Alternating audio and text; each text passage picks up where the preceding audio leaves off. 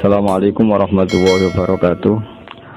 Para pendengar radio Indonesia yang kami cintai, kami hormati, mari mengkaji ayat-ayat yang diterjemahkan oleh Universitas Islam Indonesia. Baiklah, kita meneruskan ayat-ayat kemarin dan kita tidak akan bosan mengulang-ulang ayat yang masih kita butuhkan penjelasannya. Kita mulai sekarang dari ayat atau kajian ayat 23 surat Al-Baqarah. A'udzubillahi minasyaitonirrajim. Wa in kuntum fi raibin mimma nazzalna ala abdina fa'tu bi suratin min mithlih wad'u syuhada'akum min dunillahi in kuntum shadiqin.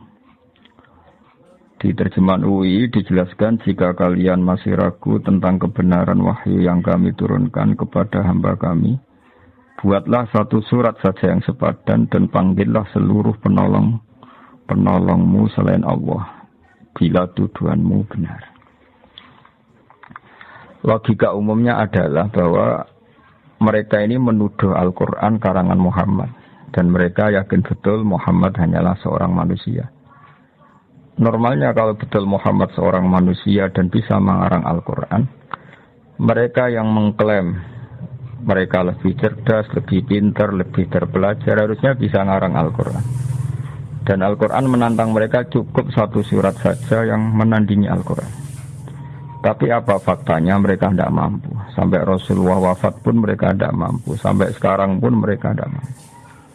Harusnya yang demikian menjadi satu keyakinan atau kesimpulan bahwa Al-Quran memang kalamullah, kalam Allah, yang tidak bisa ditandingi oleh kalam manapun dan tidak akan tertandingi oleh karangan manusia apapun.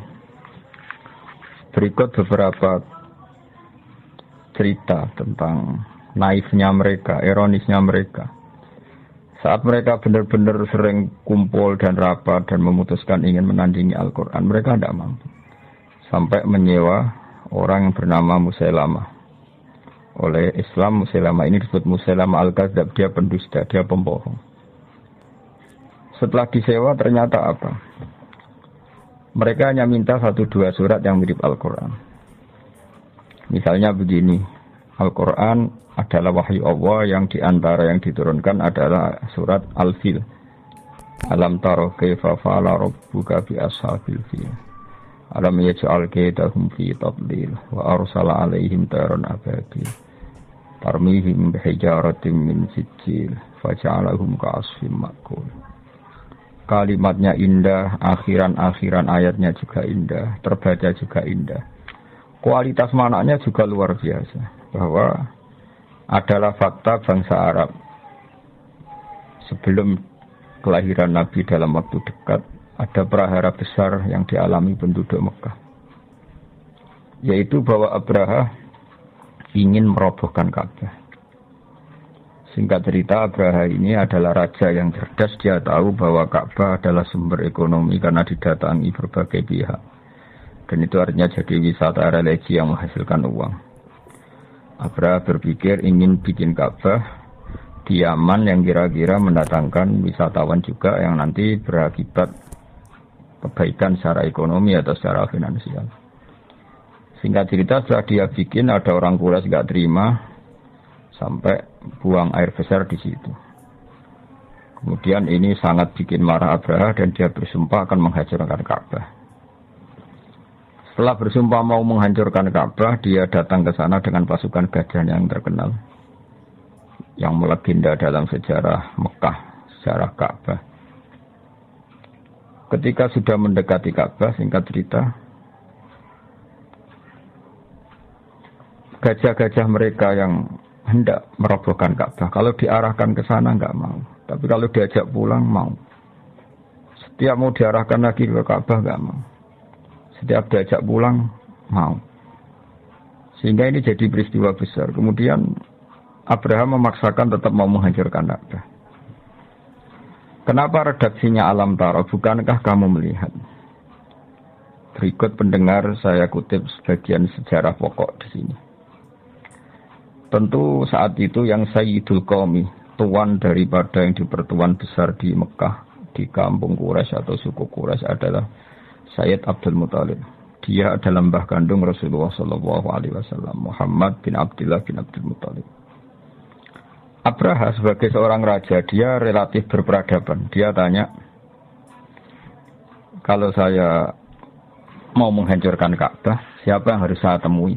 Kata masyarakat, ya Abdul Muthalib Sayyidu Hadal Wadi. Abdul Muthalib dia adalah pemimpin di sini. Tapi sebelum itu Abraha adalah merampas sekian unta dari kampung Quraisy, termasuk untanya Abdul Muthalib yang kurang lebih sampai jumlahnya 100 unta. Itu lazim dalam penjajahan dulu, mesti merampas harta-harta daerah yang dijajah. Setelah Abdul Muthalib didatangkan, Abdul Muthalib itu orangnya wibawa sekali. Dia punya karisma yang luar biasa. Sampai-sampai saking karisma beliau, Abraha ini duduk di singgasana, terus dia bilang, ya Abdul Muthalib, kalau kamu duduk di sebelah saya, kaum saya pasti tidak terima, karena saya ini raja di raja. Tapi kalau kamu duduk di bawah, saya tidak punya nyali, saya di atas, kamu di bawah. Singkat cerita, akhirnya Abraha ini duduk sejajar dengan Abdul Muthalib. Setelah duduk bersama, kata Abraha, saya ingin merobohkan Ka'bah, tapi saya tidak ingin perang. Sebab itu ungsikan kaum kamu, bangsa kamu. Kata Abdul Muthalib, ndak itu ndak urusan saya. Yang penting unta saya yang kamu sita, kamu kembalikan. Abraha terkaget-kaget. Dan dia terkaget-kaget karena melihat kearifan Abdul Muthalib, kewibawaan Abdul Muthalib. Dan dia orang besar yang dituakan, yang dianggap pemimpin besar. Dia terkaget-kaget ketika seorang Abdul Muthalib hanya memikirkan hartanya, bukan memikirkan Ka'bah. Sampai Abraha bilang, Anta Sayyidu Hadal Wadi, kami ini tuan daripada penduduk sini. Dan penduduk sini semuanya keberatan kalau Ka'bah saya hancurkan. Tapi kamu sebagai pemimpin mereka, malahan tidak memikirkan Ka'bah, malah hanya memikir, unta kamu harus saya kembalikan. Aneh kamu. Kata Abdul Muthalib dengan kearifan dan keyakinan tauhidnya yang luar biasa. Karena beliau adalah mbah Rasulullah. Beliau mengandung Nurul Mustafa, nurnya Rasulullah. Beliau bilang, unta itu milik saya, sebab itu urusan saya dan kamu hanyalah urusan unta. Soal Ka'bah, Baitullah, inna li hadal baiti rabban hamahu. Soal Ka'bah, Baitullah itu ada yang punya, yaitu Allah, pasti menjaganya. Jadi saya tidak perlu memikirkannya, pasti dijaga oleh yang punya. Maksud Abu Talib tentu Allah Subhanahu wa ta'ala. Kata Abraha, oke, unta kamu saya kembalikan dan sekarang saatnya saya mau menghancurkan Ka'bah. Kata Abu Talib, silahkan dan pasti nanti yang punya melindunginya. Inna lihadal baiti rabban hamahu. Setelah itu Abdul Muthalib datang ke Ka'bah. Dia pegang halaqatul bab. Halaqatul bab itu semacam kayak ya pegangan pintu. Di situ Abdul Muthalib bilang, ya Allah, ini rumahmu, engkau pasti menjaga ini. Setelah itu dia ngajak masyarakatnya, ngajak kaumnya. Setelah dia berdoa, wahai kaumku, ayo kita ke atas gunung, melihat madza fa'ala rabbukum, apa yang nanti dilakukan Tuhan kamu terhadap orang-orang yang mau merobohkan Ka'bah. Singkat cerita, Abdul Muthalib dan para masyarakat Mekah ke gunung-gunung yang tinggi, yang dekat Ka'bah, melihat apa yang akan dilakukan Allah. Saking yakinnya Allah tidak akan membiarkan Ka'bah dihancurkan. Setelah itu datanglah Abraha dan bala tentaranya yang benar-benar ingin menghancurkan Ka'bah. Apa yang terjadi? Datanglah burung ababil. Burung ababil ini burung yang membawa kerikil-kerikil tajam dari neraka. Dan di situ tertulis alamat yang mau dijatuhin, sehingga semuanya tepat sasaran, tidak mengenai suku Quraisy. Ini termasuk Qudratullah, di mana burung yang tidak punya akal menjatuhkan kerikil tepat sasaran. Sehingga sebelum ada bom pintar, bom beralamat, bom yang terprogram dulu, orang sudah menyaksikan kecanggihan burung ababil. Yang menjatuhkan kerikil mesti tepat pada yang salah, tepat pada sasaran. Di sini diterangkan oleh Allah Subhanahu wa taala dengan begitu indah secara kebalaghaan, secara kesusastraan, yaitu alam taro kaifa fa'ala rabbuka bi ashabil fil. Wahai penduduk Mekah, wahai kamu siapa saja yang melihat peristiwa itu.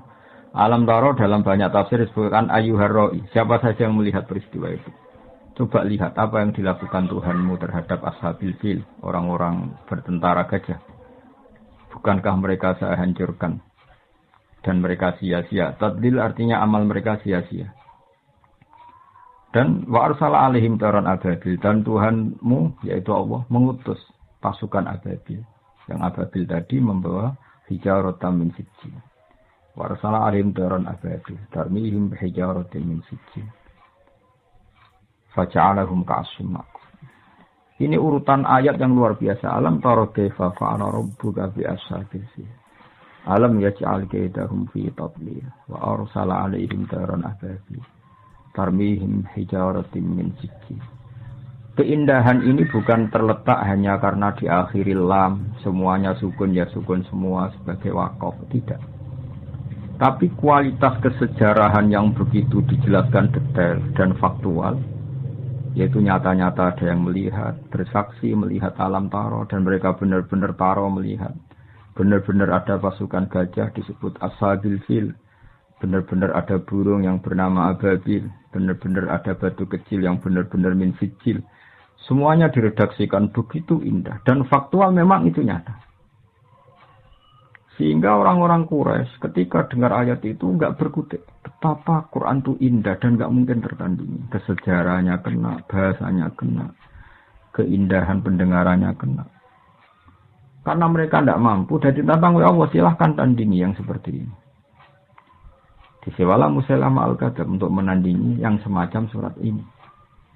Apa yang terjadi? Musailamah datang. Dia ngomong sekenanya saja. Sampai si penyewanya itu kecewa semua.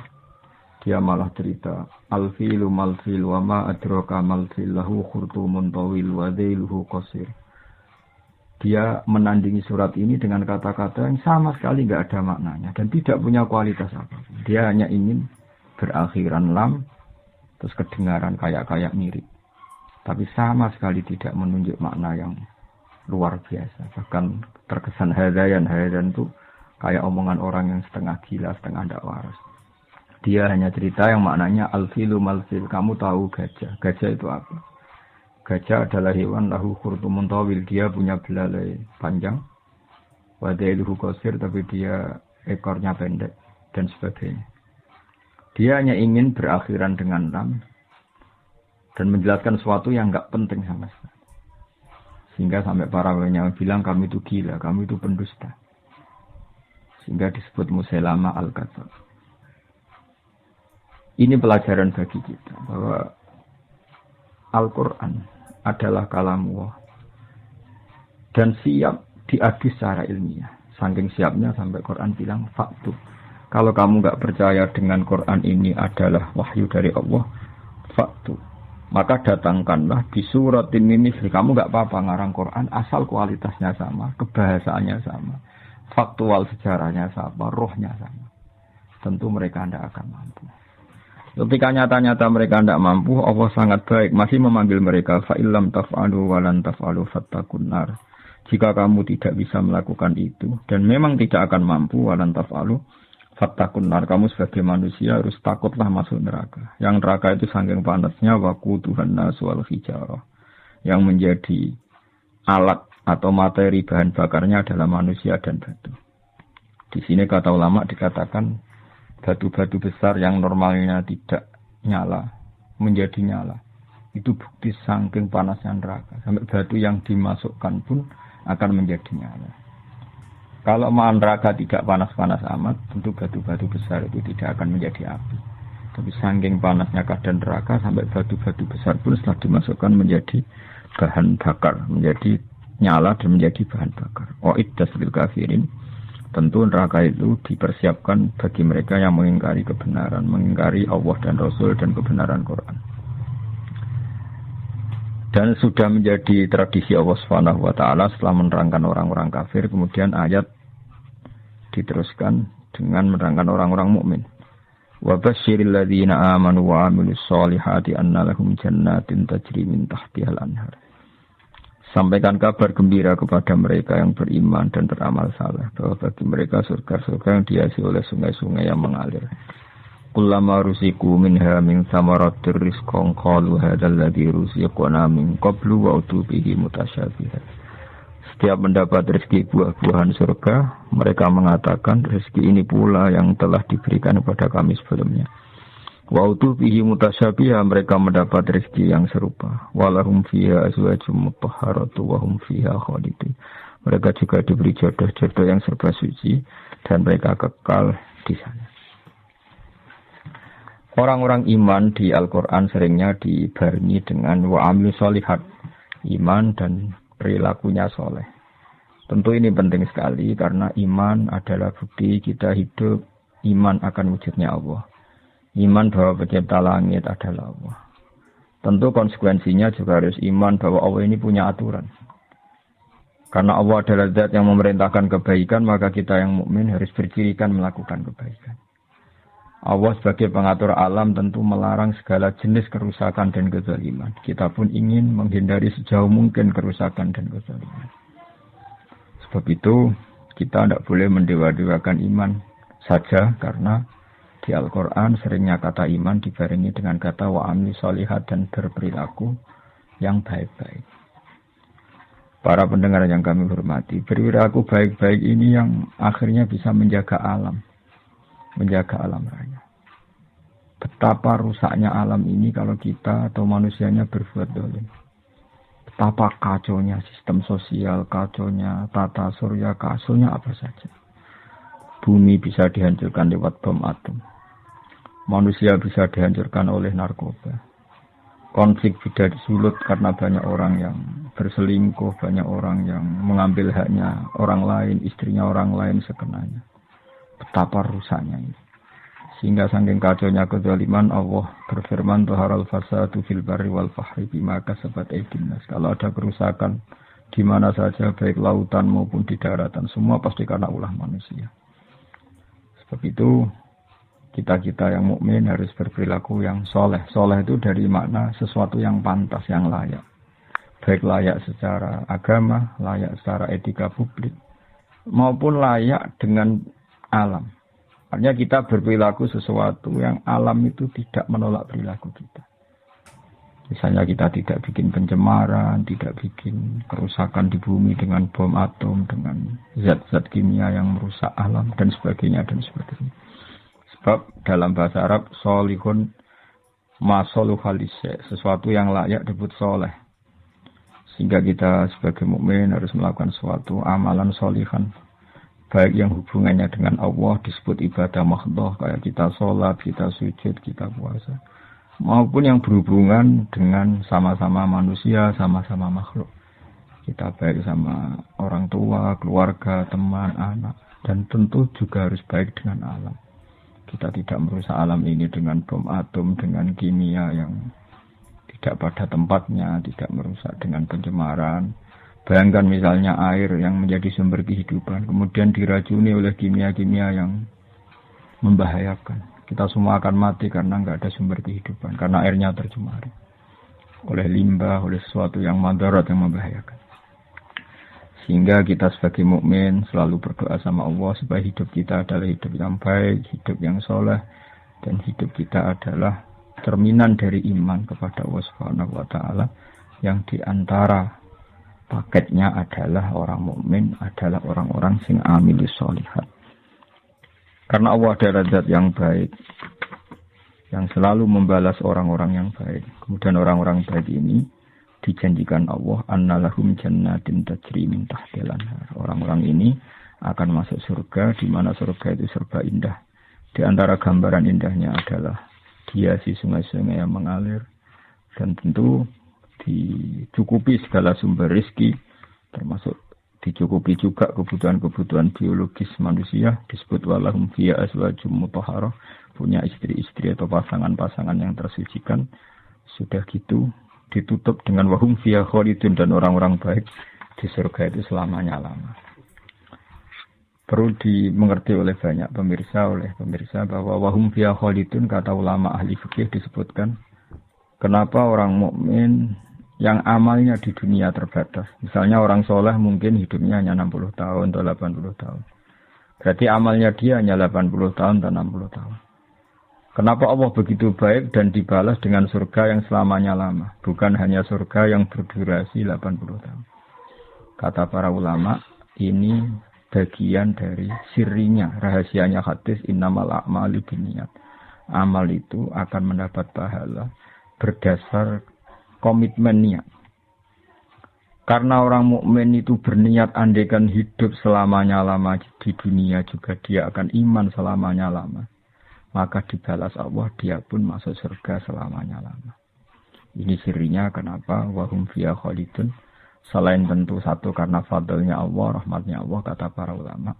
Ini sebagai balasan orang mukmin yang zaman di dunia berkomitmen akan iman selamanya lama. Kalau saja mereka ditakdir hidup 1 juta tahun, mereka akan iman 1 juta tahun. Dan kalau mereka diberi hidup tanpa batas, mereka tidak terbatas juga akan selalu iman kepada Allah, Rasul, dan Al-Quran. Dan iman kepada kebenaran. Sehingga sebagai balasannya, niatnya, komitmennya iman, maka dibalas dengan surga yang mereka berstatus wahum fiha khalidun selama-lamanya di surga.